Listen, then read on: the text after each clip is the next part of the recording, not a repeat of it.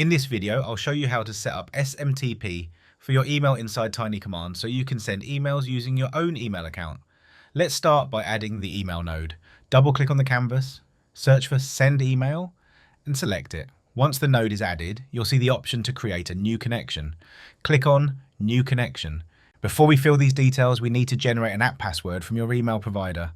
In this example, I'll be using Gmail, but you can also use providers like Zoho Mail or Outlook. I've added step-by-step guides for each in the description. So head over to your Google account, click on Manage your Google account, then go to the Security section. Here, search for App Passwords.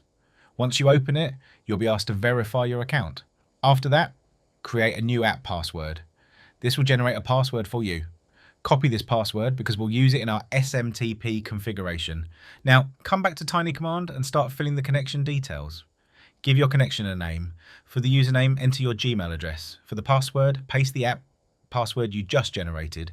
For the host, enter smtp.gmail.com.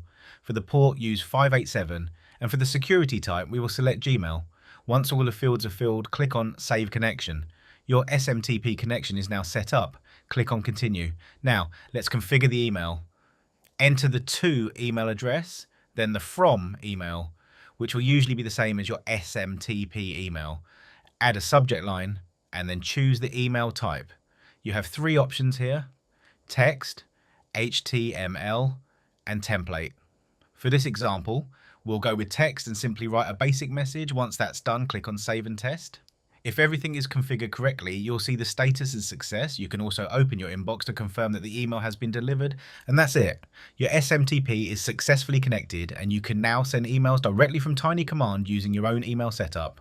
And honestly, all it takes is a tiny command.